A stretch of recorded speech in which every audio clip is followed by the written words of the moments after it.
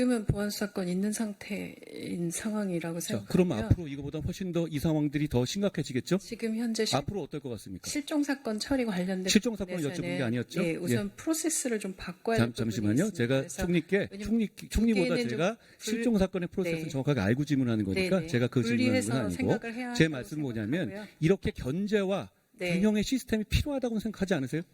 지금 그러니까 견제와 균형은 언제나 필요한 겁니다. 어느 시스템이든. 그렇죠. 근데 지금의 여기서 보안 관계된 수사를 것이 받을 아니고요. 권리를 없애면 그 견제와 균형의 문제가 많이 깨진다고 네, 생각하진 그 않으세요? 부분에 대해서는 필요한 부분의 보완도 지금 하고 있고요. 그리고 의원님 더 잘 아시겠지만 사실 이 보안수사권 관련된 이기와 형사소송권 관련된 처음 나왔던 것들은 검찰의 문제들도 있었기 때문에 벌어진 문제들 아니었습니까? 아니 검찰의 문제를 해결하는 것은 별도의 문제고 네. 검찰의 문제가 있다고 하더라도 네. 그거 기능을 없애는 건 지금 전혀 다른 의원님 문제라고 질문하신 생각합니다. 것도 실종 사건 관련해서는 알겠습니다. 별도의 시스템이 이제 또 하나 필요한 어쨌든 말씀드린 겁니다. 이 보완은 대단히 필요하다고 네, 생각합니다. 이 거기 부분에 동의하시죠? 대한 보완은 제가 책임지고 모든 실종 사건 제가 관련해서 전수조사도 하고요. 고맙습니다. 필요한 절차들도 보완할 고맙습니다. 예정입니다. 제가 드리고 싶은 말씀은 왜 아까 총리께 말씀드렸냐면 이런 시스템 하에서 결국은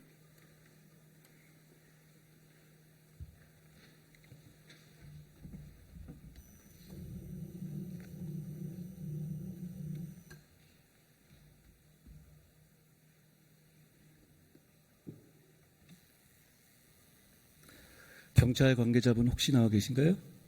네, 경찰청 경무이사 기획관입니다. 제주 시민들의 연쇄적 암장, 실종의 연쇄적 암장 사건들에 대해서 국민들께서 충격이 크십니다. 실종되신 장미란 씨의 경우에 5월 15일 날 6시 43분에 112 실종 신고가 됐고 그날 9시 16분 그러니까 2시간 33분 만에 담당 경찰이 실종자와 연락이 닿았는데 실종자가 알리길 바라지 않는다라고 거짓말해서 사건을 종결 처리했습니다. 그래서 현장 수색 중이던 경찰력은 철수했고 실종 파일 프로파일링 시스템에서 기록은 삭제됐습니다. 그리고 오늘 장미란 씨로 추정되는 시신이 바로 근처에서 발견됐다고 하는데 맞습니까? 네, 그렇게 알고 있습니다. 아직 사인은 단정질 수는 없지만 만약 그날 경찰이 그렇게 사건을 허위로 암장하지 않고 현장에 나가 있는 경찰들이 수색을 계속했다면 장미란 씨의 목숨을 구할 수도 있는 상황 아니었습니까? 그 부분은 가정적인 부분이라서 저희가 말씀드리기가 조금 어렵습니다. 다시 한번 이렇게 물어보죠. 그러면 적어도 그때 그렇게 허위로 사건을 암장하지 않았다면 장미란 씨의 시신이 그렇게 차디찬 곳에 석 달 이상 방치되지는 않았겠죠. 가정이 아니라 이건 분명한 사실 아닌가요? 네, 저도 그렇게 생각하고 있습니다. 본 의원실이 파악한 바에 따르면 주위에 CCTV 118개가 6월 11일까지는 확보가 가능했었습니다. 맞습니까? 네, 그렇습니다. 지금은 다 지워졌죠? 네, 그렇습니다. 그리고 오늘 별건으로 제가 아까 연쇄적 암장이라고 말씀드렸는데 60대 남성에 대한 실종 신고가 역시 똑같은 방식으로 암장됐었죠? 네, 그렇게 알고 있습니다. 이 정도면 연쇄 사건 아닙니까? 자, 이거 여쭤보겠습니다. 이거 말고 더 있습니까? 지금까지는 2건인데요. 나머지 부분은 추가 확인이 필요하다고 생각합니다. 국민들께서 보고 계십니다. 추가 확인될 가능성이 있습니까? 이런 식의 일처리라면 이게 2건이 아닐 가능성이 높은 거 아니에요? 그 부분은 지금 명확하게 말씀드리기가 어려운 점. 좋습니다. 그 60대 그 시신이 되신 그 시민분, 그분 관련된 CCTV는 확보돼 있습니까? 그 부분은 아직 제가 정확하게 내용을 파악을 못하고 있습니다. 계산상 CCTV 보존 기간이 한 30일 정도죠? 네, 30일 정도. 그렇죠? 그러면 이거는 역시 마찬가지로 60일 가까이 이후에 이렇게 문제가 됐으니 역시 CCTV가 존재하지 않는다고 보는 게 맞겠죠? 그럴 개연성이 높아 보입니다. 대한민국이 이런 정도 수준 나라입니까?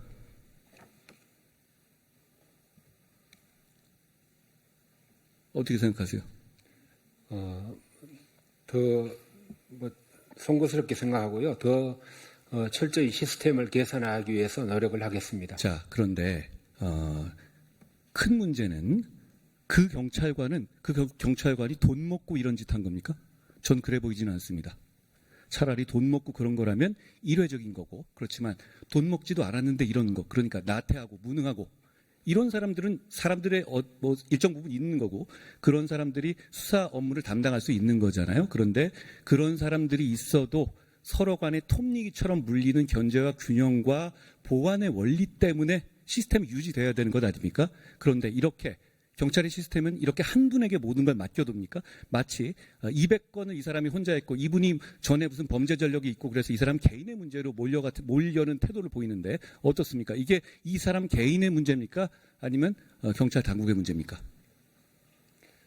뭐 개인의 문제도 일부가 있고 시스템의 문제도 있습니다만 저희가 팀장이나 과장이 체크를 할 수 있는 사후 체크할 수 있는 그런 시스템이 마련이 돼 있는데 그분이 이제 실종 시스템에서 임의로 삭제를 하는 바람에 조금 이런 문제가 발생한 것 같습니다만은 아니 근데 자 오신 분께 여쭤봅니다. 그런데 이거는 그냥 지우면 그만이던데요, 담당자가 그렇죠? 그러니까 이걸 입력하는 과정에서 체크하는 시스템이 없잖아요. 그러니까 이분이 지우고 입력할 때 누군가의 어떤 하이라키상의 무슨 이 검증을 거치는 과정이 없던데요. 그렇죠? 예, 지금 시스템에는 없습니다. 그런데 그럼 개선하기 시스템의 잘못이지 사람의 잘못이라기보다는 이건 국가의 잘못이고 시스템의 잘못 아닌가요? 예, 예. 개선하기 위해서 노력하겠습니다. 총리께 여쭤보겠습니다. 총리께서 아까 그 담화를 발표하셨습니다. 맞는 말씀이신데 저는 꼭 이거 뭐 총리를 비난한 것은 아니고 여기 계신 국무위원들 그리고 국회의원들 모두에게 한번 묻고 싶습니다. 만약에 총리님 가족이 실종돼서 이렇게 실종 신고를 제주경찰에 했다면 제주경찰에 아무리 그 사람이 나태하고 게으르고 무능하고 부도덕한 사람이라도 이렇게 처리했을까요? 저는 상당히 큰 문제가 있었다고 생각을 합니다. 그래서 이 건에 대해서는 국가가 나서서 전체적으로 다시 점검을 해야 하고요. 그리고 실종 사건 관련해서 지금 제가 파악해 본 바로는 처리 프로세스상의 문제도 자, 하나만 여쭤보겠습니다. 네. 자, 그러면 역시 이거는 보안 수사 폐지랑 직결되는 거예요. 역시 저는 자, 들어보십시오. 제가 질문하겠습니다. 결국은 지금 있는 C줄과 나줄 같은 시스템, 그러니까 어느 한쪽이 나태하고 부도덕하고 부정의하더라도 서로 간에 눈치 봐가지고 시스템이 돌아가는 시스템, 그게 대한민국이 그동안 유지돼 왔던 시스템인데 그걸 보안 수사를 폐지함으로써 없애버렸다고 생각. 자, 제 말 안 네, 끝났습니다, 알겠습니다. 총리님. 자, 저는 그렇게 생각합니다. 보안 수사 폐지하고 연결해가지고 한번 말씀해 보시겠어요, 그럼? 지금 의원님 지금은 보안 수사권 있는 상태인 상황이라고 자, 생각하고요. 그럼 앞으로 이거보다 훨씬 더 이 상황들이 더 심각해지겠죠? 지금 현재 앞으로 어떨 것 같습니까? 실종 사건 처리 관련된 실종 사건을 부분에서는 여쭤본 게 아니었죠? 네, 우선 프로세스를 좀 바꿔야 될 부분이 잠시만요. 있습니다. 제가 그래서 총리께 왜냐면 총리보다 두 개는 제가 좀 실종 사건의 프로세스를 네. 정확하게 알고 질문하는 거니까 네, 네. 제가 그 질문하는 건 분리해서 아니고 생각을 해야 제 한다고 말씀은 뭐냐면 생각하고요. 이렇게 견제와 네. 균형의 시스템이 필요하다고 생각하지 않으세요?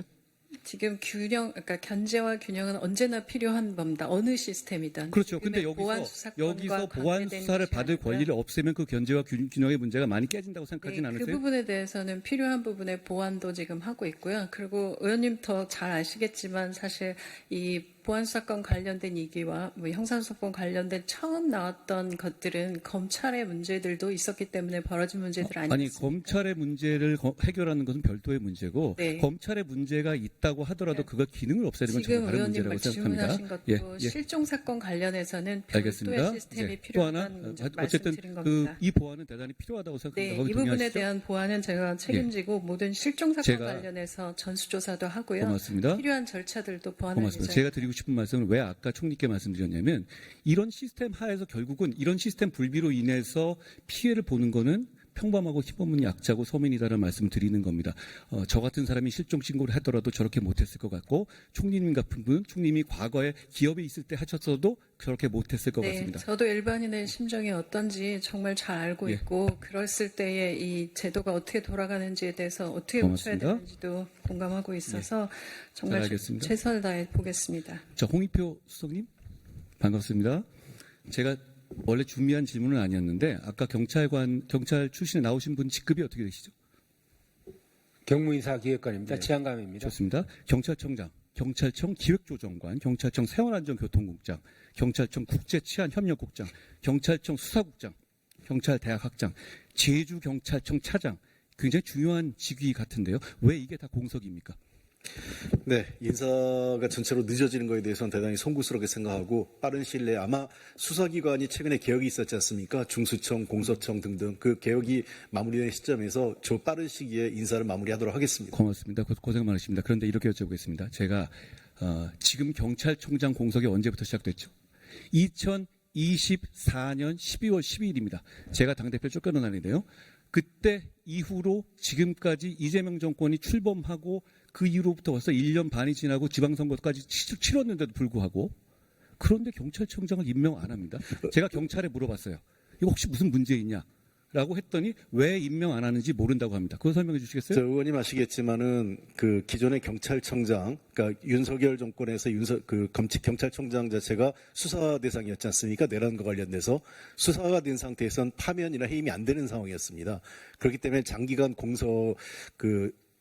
후임 경찰청장 임명이 좀 어려운 상황이었고 이후 이재명 정부 출범 이후에 본격적으로 수사기관 그다음에 검찰 관련돼서 개혁이 이루어지면서 수석님, 이재명 정권 출범이 뭐 한 3개월 됐습니까? 아니잖아요. 1년 반 넘지 않았습니까? 예, 의원님 근데 출범되고 나서 작년 한참 동안을 당시 경찰청장에 대한 수사가 이루어지기 때문에 임의로 파면이 어려운 상황이었습니다. 수석님, 또 하나 이렇게 여쭤보죠. 지금 검찰이 없어지잖아요. 공수처로 바뀌죠. 그러면 검찰까지 없애는 상황에서 경찰이 수장을 이렇게 오래 비워두는 것, 경찰은 제대로 운영됩니까? 그러니까 제주청 차장 같은 건 왜 비워둡니까? 네, 말씀하신 대로 그런 여러 자리 공석에 따른 리더십의 부재에 대해서는 저희들도 매우 송구스럽게 생각합니다만 그러한 경찰 상위 직급의 부재가 이러한 현장에서의 수사력의 어떤 부실함으로 반드시였다고 생각하지는 않습니다. 앞서 총리나 경찰 담당자께서 말씀하신 것과 같이 이 문제에 대해서는 시스템의 부재, 의원님이 지적하신 시스템의 부재가 맞고요. 예. 이것을 해소하는데 최선을 다하도록 하겠습니다. 시스템의 부재를 저는 공감하고요. 저는 이런 일을 했던 사람으로서 대다수 경찰관들이 정말로 열심히 일한다는 걸 알고 있습니다. 저는 경찰을 비하하거나 경찰이 개별적으로 일하는 공직자를 잘못했다는 생각을 말씀드린 게 아니에요. 그런데 지금 이 시스템대로라면 이런 식의 암장은 얼마든지 일어날 수 있거든요. 왜냐하면 수사관들은 다 생활인들입니다. 저녁에 술자리하고 갈 필요도 있고 매번 월급 받고 사는 사람들이고 그러면 그중에는 이상한 사람도 있을 수 있습니다. 그런데 그런 이상한 사람을 걸러낼 아무런 시스템이 없었다는 것이 정말 충격적인 것이고 이 사건은 정말 제대로 파헤쳐 주셔야 한다는 점을 제가 경찰 관계자께 말씀드립니다. 법무차관님 오셨죠? 네, 법무부 차관 대참하고 있습니다. 10월 2일부터 경천동지하게 세상이 바뀌고 저는 지옥문이 열린다고 했는데요. 준비 잘 되고 있습니까? 정말 자신 있어요? 여기서 구멍 안 나게 80년 동안 있었던 제도에서 구멍이 안 날 자신 있어요? 부작용과 혼란을 입법된 범위 내에서 부작용과 혼란을 최소화하기 위해서 정부 관계자들이 모두 애를 아니 근데 이 부작용과 혼란을 왜 알아서 그 아가리 속으로 들어가죠? 자, 이렇게 물어보겠습니다. 검찰 수배 사건 있죠. 지명 수배. 있습니다. 자, 그런 사건 중에서 중범죄 사건이 무슨 제주에서 잡혔다고 치자고요. 많이 일어난 일이죠. 그럼 지금까지는 어떻죠? 이 사람 지명 수배되면 검찰 수사관이 데리고 오고 검찰 단계에서 체포 당시로부터 48시간 안에 영장 청구 여부를 결정해야 되잖아요. 그렇습니다. 그렇게 굉장히 바쁘게 움직였죠. 지금은 그럴 수 있습니까? 10월 2일부터는 안 되죠. 검사에게 수사권이 없기 때문에 그와 같이 기소중지, 특히나 영장을 발부받은 기소중지 예. 사건에 대해서는 대부분 제기를 해서 수사 권한이 있는 기관에게 사건을 이관해야 되는 맞습니다. 상황입니다. 맞는데 그거 제주 같은 데 잡혀서 올라오는 데만 12시간 걸리는 이런 상황에서 48시간 내에 결정 가능해요? 가능합니까 진짜? 그런 경우에 중범죄가 잡혀오면 검사 입장에서는 일단 석방 후 하지 않겠어요? 왜냐하면 그 단계에서 기소할 수 있는 단계는 아닌 경우가 대부분이잖아요. 우리가 알지 않습니까? 수배는 조사 전 단계에서 내리니까요. 그렇죠? 그러면 그 상황에서는 이런 구멍들 저는 보면 너무 많은 구멍이 보이는데 이런 구멍에 대해서 물어보면 저한테 이렇게 말을 하더라고요. 아, 의원님 그러네요. 이렇게 얘기하더라고요. 제 말씀 맞죠, 이거? 이거에 대해서 확실한 답이 있어요? 예를 들어서 기록은 다 어디 있습니다. 이런 사건의 기록은 검찰청에 있죠. 검찰청 기소중지 사건을 대상으로 말씀하시는 그렇습니다. 것 같습니다. 그러면 검찰청 기소중지 사건의 그 기록은 그러면 말씀하신 것처럼 잡혀오면 그쪽에다가 보내야 되겠네요.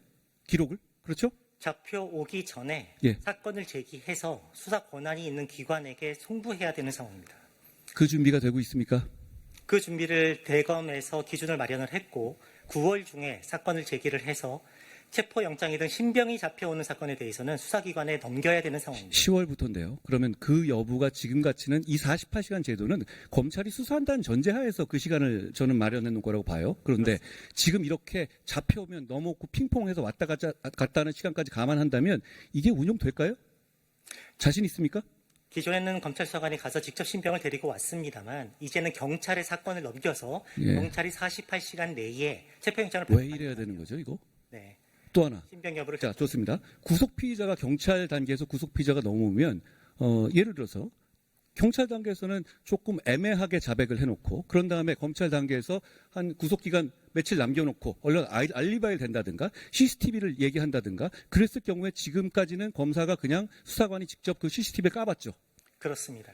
앞으로는 그렇게 못하죠. 못합니다. 그럼 그거 다시 경찰로 보냅니까? 지금 사실관계 확인권이라는 제도가 들어와서 그건 나와봤자 띄우지 않아. 증거 능력이 없죠. 네, 하지만 증거 능력이 없기 이상은 때문에 예. 보안 수사가 필요한 부분에 대해서는 경찰에 다시 내려보내야 되는 상황입니다. 그렇죠. 그럼 구속 기간은 한정돼 있는데 그럼 구속 기간의 후반쯤에 그런 얘기 나오면 어떻게 해야 되죠? 풀어야 되는 거 아닙니까? 그 부분이 구속제도 운영과 관련해서 사실 우려되는 부분들이 상당히 많은 상황이고요. 그런 부분에 대한 대책이 뭐죠? 우려는 하지 마시고 왜냐하면 법무부시잖아요. 그 부분에 대해서는 첫 번째로는 보안 수사 요구의 형태를 기존에는 경찰에 내려보내는 형태로만 했습니다만 병존적 보안 수사 요구를 활용을 해서 경찰관과 수사 협력을 강화해서 제가 무슨 소리인지 못 알아듣겠습니다. 제가 못 알아들으면 이거는 병존적인 수사협력 체제요? 그건 그냥 잘해보겠다는 얘기밖에 안 되는데요. 기존에는 검찰에서 사건을 경찰로 내려보냈습니다만 구속기간의 기한 내에 최대한 충실한 사건을 수사하기 위해서 보안이 필요한 부분에 대해서만 사건을 전체로 내려보내지 않고 검찰에서 수사를 하면서 함께 진행을 좋습니다. 검찰에서 검토를 하면서 함께 수사를 알겠습니다. 진행한다는 것입니다. 알겠습니다. 제가 이거 하나만 여쭤보죠. 제가 이준수 차관이 검사 시절에 열심히 일했다는 걸 알고 있습니다. 자, 이렇게 여쭤보죠. 진짜 대통령 사건 공소 취소해도 되는 거예요? 본인 정말 그렇게 생각해요? 그 점에 대해서는 지금 제가 이 자리에서 어떤 결론과 답변을 드릴 상황이 법무부에서 아닌 것 무슨 위원회 같은 거 공소 취소 특공대 비슷한 위원회 만들었잖아요. 그거 괜찮다고 보세요? 그 점에 대해서는 아시다시피 국회에서 국정조사가 있었고 국정조사에서 제기된 의혹들에 대해서 차관님, 확인이 필요하다는 차관님 요청이 그동안에 정치인들 사건에 대해서는 누구나 문제 제기를 해왔고 누구나 정치 수사라고 해왔어요. 그런데 다 이렇게 해왔습니까? 법무부에서 알아서 다 이렇게 해왔어요. 한 번이라도 그런 적 있어요? 저는 기억이 못합니다. 제가 장관도 해봤잖아요. 제가 그리고 몇십 년 검사해봤지만 이런 걸 보지 못했어요. 사례가 있습니까? 없죠? 네, 기존에 그렇게 했던 예, 사례들은 알겠습니다. 많지 않습니다. 자, 정무수석께 하나 여쭤보겠습니다. 대한민국은 삼권 분립의 나라잖아요. 삼권 분립에서 우위를 가진 삼권이 있습니까? 다른 이권에 비해서? 그렇진 않습니다. 예, 다만 그러면 헌법상에서 자, 이렇게 국회로부터 여쭤보겠습니다. 시작돼 있죠. 자, 조희대 대법원장이 손봉기 대법관 후보를 제청했는데 그거 반려하시거나 반려할 계획을 검토하고 계십니까? 아직 최종적으로 확정되지 않은 상황이기 때문에 인사권자인 대통령께서 여러 가지 상황을 검토 중에 있습니다. 예, 정답을 말씀하시는 건데 제가 이거 여쭤보죠. 그러면 손봉기는 왜 안 되고 김민기는 왜 꼭 시켜야 하는 겁니까?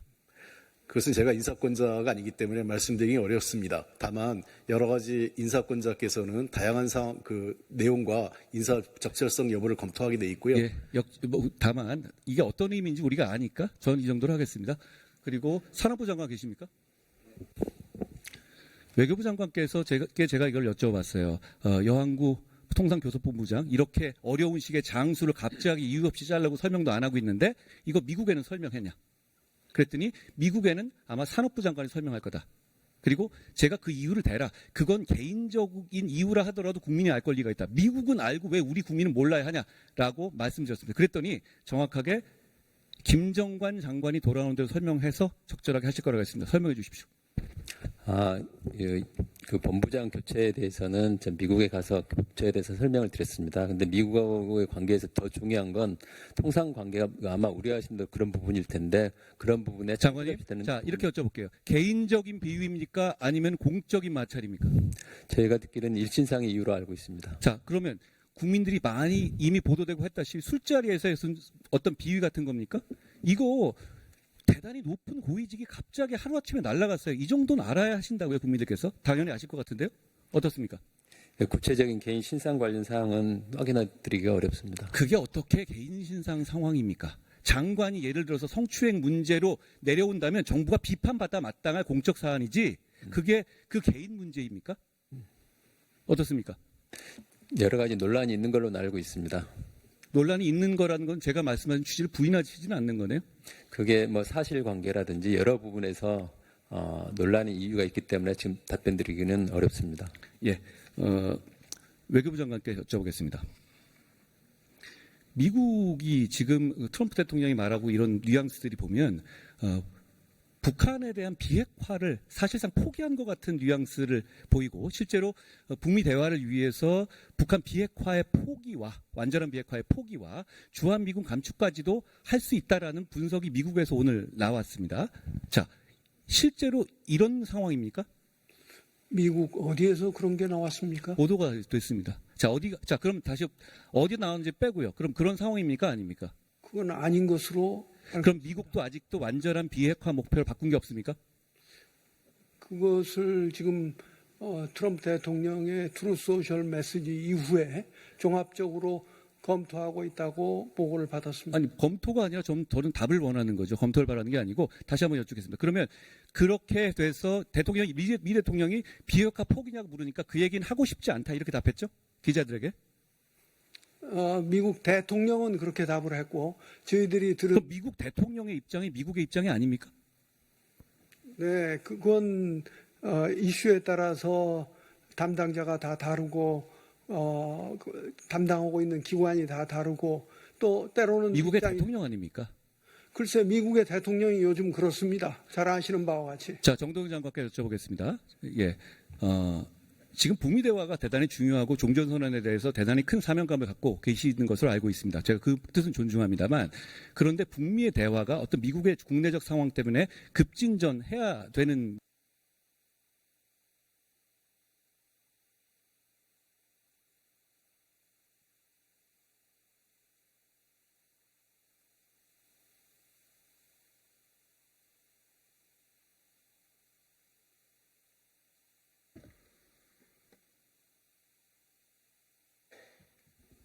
목표는 핵 없는 한반도라는 궁극적 목표를 갖고 있습니다. 그런데 달리는 자동차를 후진시키기 위해서는 일단 멈춰야 합니다.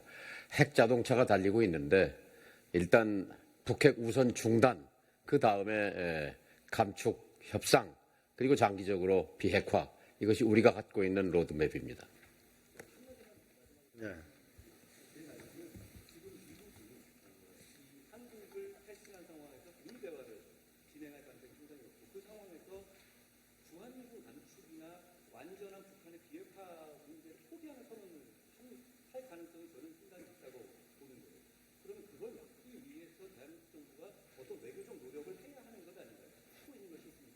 우리 의원님께서 그렇게 추정을 예측을 하십니다만 아직 그렇게 예단할 단계는 아니라고 생각합니다.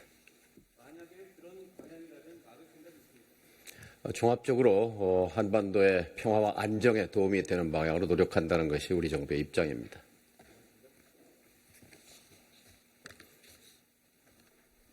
네, 한동훈 의원님 수고하셨습니다. 그리고 그 경찰청하고 우리 한승 총리께서는 우리 제주도 그 건에 대해서는 좀 철저한 진상조사와 앞으로 대책 그 부분 마련해 주시기 바랍니다. 네, 그렇게 하겠습니다. 회의 진행